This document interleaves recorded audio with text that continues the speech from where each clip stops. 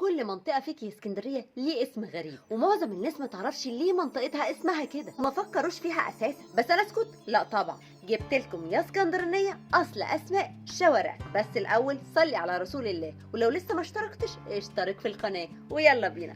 العجمي اتسمت بالاسم ده لان الفرس كان ليهم قلعة قديمة هناك، وكانوا السكان اللي في المنطقة هناك مسمينها قلعة العجم، ومعناها الفرس في اللغة العربية القديمة. ابو تلات دي بقى واحده من اشهر مناطق العجمي هناك، واتسمت بالاسم ده نسبه للاخوات التلات واللي كانوا بيملكوا معظم اراضي المنطقه، السبع بنات.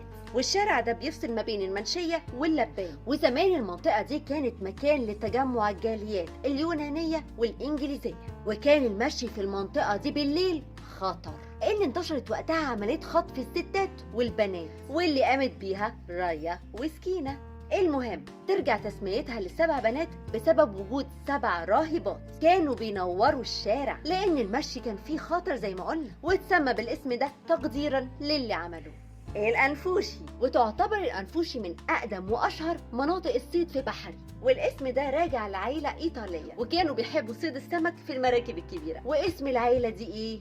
أون فوشي.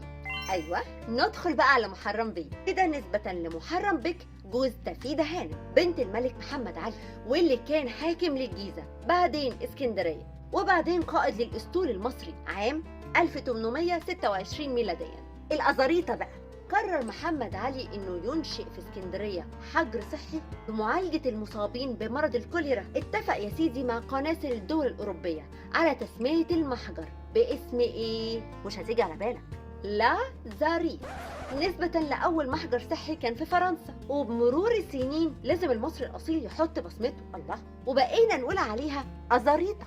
ولسه في أسماء مناطق تانية كتير، بس نكتفي بهذا القدر من المعلومات. وشاركوا الفيديو بقى مع أصحابكم وعلى جروباتكم، وما تنسوش تتابعوا القناة أكيد عشان لسه في المزيد. ودي كانت جولة في شوارع اسكندرية، ولسه في أسماء تانية. قولولي بقى انتوا ساكنين فين وتحبوا تعرفوا أسماء ايه تانية. كان معكم بسمة مجد، أشوفكم على خير. زهقتين وبس.